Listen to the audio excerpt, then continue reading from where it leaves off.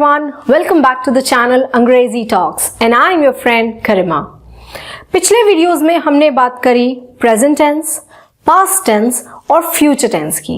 Present के 4 form, past के 4 form और फ्यूचर के 3 फॉर्म्स की हम बात कर चुके हैं।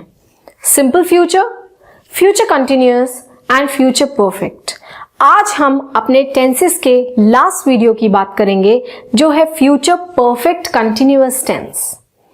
फ्यूचर परफेक्ट कंटिन्यूअस टेंस, यहां पे 3 चीजें आई। पहला फ्यूचर, आने वाला समय। दूसरा परफेक्ट, जो कहीं ना कहीं ये दिखाता है कि टास्क तो कंटिन्यू नहीं होगा, यानी वो फिनिश्ड होगा। लेकिन परफेक्ट के बाद वर्ड आ गया कॉन्टिन्यूअस। अगर आपने मेरी पिछली वीडियोस देखी है तो पास्ट परफेक्ट कंटिन्यूअस और प्रेजेंट परफेक्ट कंटिन्यूअस में मैंने आपको बताया था कि परफेक्ट और कंटिन्यूअस अगर एक साथ आता है तो उसका क्या मतलब होता है। उसका मतलब होता है कि कोई चीज पास्ट में शुरू जरूर हुई थी और कुछ हद तक वो खत्म भी हो गई है, लेकिन वो कंप्लीटली खत्म नहीं हुई है, फिनिश नहीं हुई है, तो यानी वो आगे भी जारी रहेगी। तो परफेक्ट इसलिए क्योंकि उसका कुछ हिस्सा हम कर चुके हैं। कंटिन्यूअस इसलिए क्योंकि पूरी तरीके से खत्म नहीं हुआ है और आगे भी वो जारी होने वाला है। अब रही बात फ्यूचर परफेक्ट कंटिन्यूअस की, तो यानी ये जो काम जारी होने वाला है वो फ्यूचर में जारी होने वाला है। फॉर एग्जाम्पल, आप कोई काम जो है वो पिछले 2 साल से कर रहे हैं। आपका काम वो अभी कहीं पे भी काम कर रहे हैं और वो अभी खत्म नहीं हुआ है। आपका टाइम काम करने का खत्म नहीं हुआ है। आप श्योर हैं कि 2021 यानी 2021 में भी आप वहीं पे काम कर रहे होगे। तो आपने काम कब शुरू किया? 2 साल पहले। तो यानी कुछ हद तक तो आप अपना काम कर चुके हैं, कुछ हद तक तो अपना टाइम जो है वो आप उस प्रोफेशन को दे चुके हैं। तो परफेक्ट टेंस तो हुआ, लेकिन कंप्लीटली परफेक्ट टेंस क्यों नहीं हुआ? क्योंकि अभी भी आप वहां काम कर रहे हैं और फ्यूचर में भी आपको एक्सपेक्टेशन है कि 2021 या 2022 तक आप वहां काम करेंगे। इसीलिए ये फ्यूचर परफेक्ट कंटिन्यूअस टेंस हुआ। डेफिनेशन के साथ देखते हैं कि फ्यूचर परफेक्ट कंटिन्यूअस टेंस हमें क्या बताता है। The future perfect continuous tense is used to talk about an action। एक ऐसे एक्शन की बात करता है that will already have started। Already वो start हो चुका है, past, and will still be happening by a certain time in the future। शुरू तो हो चुका है पास्ट में, लेकिन एक सर्टेन टाइम तक, एक्सपेक्टेड टाइम तक वो फ्यूचर में भी जारी रहेगा। When we use time expressions such as for 30 minutes या since early morning, this is used to describe the length of the time। मैंने आपको present perfect continuous में ही ये बताया था कि since और for हमने use क्यों किया है। क्यों since और for generally perfect continuous tense में आता है? क्योंकि वहां पे हमें time का reference देना बहुत जरूरी होता है। अगर आपने मेरी पुरानी वीडियोस नहीं देखी है तो मैं आपको ये सजेस्ट जरूर करूंगी कि आप पहले प्रेजेंट और पास्ट की वीडियोस देखिए, क्योंकि जिसने प्रेजेंट और पास्ट की वीडियोस देखी हैं उन्हें पता होगा कि हर परफेक्ट कंटिन्यूअस टेंस में मैं ये एक्सप्लेन करती आई हूं कि टाइम रेफरेंस के लिए हम सिंस और फॉर का यूज करते हैं। अब अगर बात करें, अगर मैं बोलूं I will be going to the market, मैं मार्केट जा रहा होऊंगा। अब I will have been going to the market be somewhere यही कहता है कि उस टाइम मैं मार्केट जा रहा होऊंगा। तो फिर फ्यूचर कंटिन्यूअस और फ्यूचर परफेक्ट कंटिन्यूअस में डिफरेंस क्या है? यहां पे डिफरेंस है टाइम रेफरेंस। टाइम रेफरेंस यानी टाइम का रिलेशन देना। 2011 से 2021 तक मैं वहां पर 10 साल से काम कर रहा होऊंगा। तो जो 2011 का मैंने रेफरेंस दिया, उस रेफरेंस से ये बन गया फ्यूचर परफेक्ट कंटिन्यूअस टेंस। यानी मुझे बताना है कब से, क्या टाइम लिमिट है, सुबह से, 1998 से, मंडे से, कल रात से। ये जब टाइम रेफरेंस आप किसी के साथ दे देते हो, ड्यूरेशन आप बता देते हो, तो समवेयर आप क्या यूज करते हैं? Future perfect continuous tense. तो सिंस और फॉर का यूज हम फ्यूचर परफेक्ट कंटिन्यूअस टेंस में करेंगे।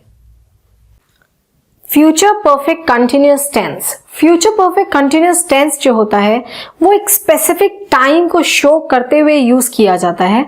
Example, next September I'll have been living in West Bengal for 2 years। मैं यहाँ पे एक स्पेसिफिक टाइम के साथ आपको फ्यूचर कंटिन्यूअस टेंस का यूसेज बता रही हूं कि आपने ये स्पेसिफाई कर दिया है कि नेक्स्ट सितंबर तक मुझे यहाँ रहते रहते कितने साल हो जाएंगे? 2 साल हो जाएंगे। एंड यू श्योर कि आप नेक्स्ट सितंबर तक यहीं रहेंगे, और आप रह कब से रहे हैं? पिछले 1 साल से। तो जर्नी स्टार्ट हुई पास में, प्रेजेंट में कंटिन्यू हो रही है, लेकिन प्रेजेंट में खत्म नहीं हुई है। खत्म कहाँ होगी? Somewhere in the future. तो उसके कॉन्टिन्यूएशन को दिखाते हुए मैंने आपको बताया कि 2022, 2021 या फिर स्पेसिफिकली सितंबर तक मुझे यहां रहते रहते 2 साल हो जाएंगे। अब इस तरीके कुछ एक्सप्रेशंस, टाइम एक्सप्रेशंस हम यूज करते हैं। By Sunday, this month, this week, since morning, since evening, since yesterday, for 2 days, for 2 minutes, even for 2 seconds। for के साथ जनरली आप देखेंगे कि नंबर आता है। अगर आपने मेरी प्रेजेंट परफेक्ट कंटिन्यूअस की वीडियो देखी होगी तो मैंने आपको वहां पे सिंस और for का डिफरेंस समझाया है। अगर नहीं देखी है तो वीडियो आ जाके जरूर देखिए। By the time teacher arrives, पिछली वीडियो में फ्यूचर परफेक्ट टेंस में मैंने आपको एक नोट बताया था कि अगर 2 एक्शंस होते हैं और दूसरा एक्शन पहले एक्शन से पहले होता है तो आपको दूसरा एक्शन जो है वो सिंपल प्रेजेंट में लिखना होता है। By the time teacher arrives, I'll have been studying all day। Teacher के आने से पहले मैं पूरा दिन पढ़ रहा होऊंगा।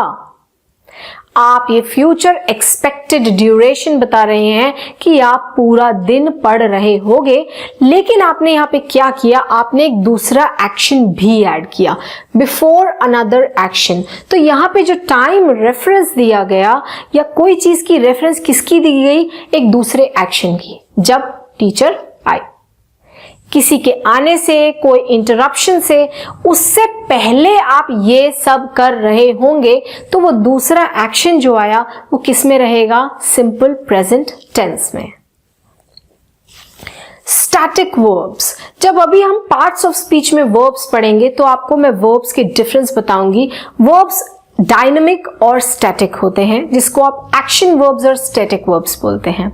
स्टैटिक वर्ब्स कैसे होते हैं? जो आपकी इमोशंस को दिखाते हैं, बिलोंगिंगनेस को दिखाते हैं, आपकी स्टेट को दिखाते हैं।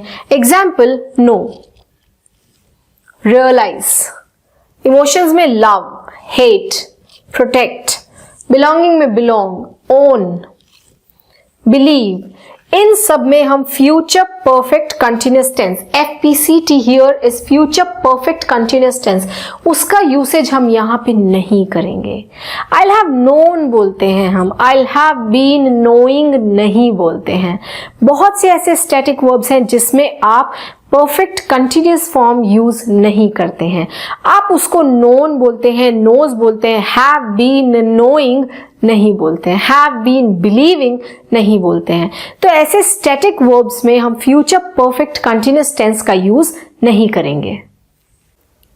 फ्यूचर परफेक्ट कंटिन्यूअस टेंस का स्ट्रक्चर, स्ट्रक्चर यानी किस बेसिस पे या किस गाइडलाइंस पे हम इसका सेंटेंस का फॉर्मेशन करेंगे।